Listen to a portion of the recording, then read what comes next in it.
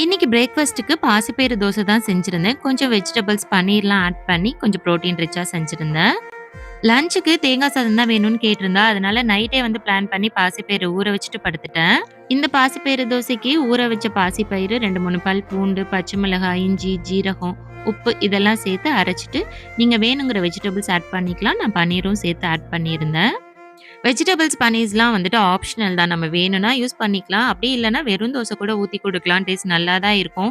நீங்க தோசை மாவு இல்ல அப்படிங்கிற டைம்ல இத அரைச்சு யூஸ் பண்ணிக்கலாம். பட் தோசை மாவு இருக்கு அப்படின்னா, அதில கொஞ்சமா தோசை மாவு கலந்துட்டு அதுக்கப்புறம் ஊத்துனீங்க அப்படின்னா, கொஞ்சம் நல்லாருக்கும் டேஸ்ட்டு. இதுக்கு பெஸ்ட் காம்பினேஷன்னு பார்த்தீங்கன்னா, தேங்காய் சட்னி தான். இத தாண்டி பெருசா வேற எதுவும் வந்து தேவைப்படாது.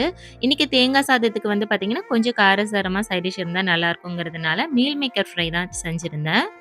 இன்னைக்கு மீல் மேக்கர் ஃப்ரை ரொம்ப சிம்பிளா தான் செஞ்சிருந்தேன். ஒரு பெரிய வெங்காயம் கட் பண்ணி சேர்த்துட்டு, மஞ்சள் தூள், மிளகாத்தூள், மல்லித்தூள், உப்பு இதெல்லாம் சேர்த்துட்டு, அதுக்கப்புறம் மீல் மேக்கரையும் சேர்த்து ஒரு 5 நிமிஷம் மட்டும் மூடி போட்டு இறக்கிட்டா போதும். ரொம்ப டேஸ்ட்டா ரெடி ஆயிரும்.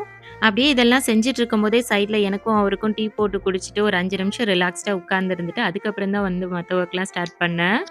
இன்னைக்கு ஸ்நாக்ஸுக்கு ஸ்வீட் அவல் தேங்காய் பூலாம் போட்டு செஞ்சு குடுத்துருந்தேன். அவளுக்கு ரொம்பவே பிடிக்கும் அது.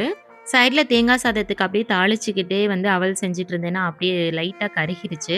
ஆனா பாப்பாக்கு லைட்டா கருகுனாலும் பரவால்ல. அவளுக்கு பிடிக்கும் அப்படிங்கிறதுனால குடுத்து விட்டுட்டேன். அப்படி இல்லன்னா கண்டிப்பா இன்னைக்கு வேற ஏதாவது திரும்ப செஞ்சிருக்க மாதிரி ஆயிருக்கும்.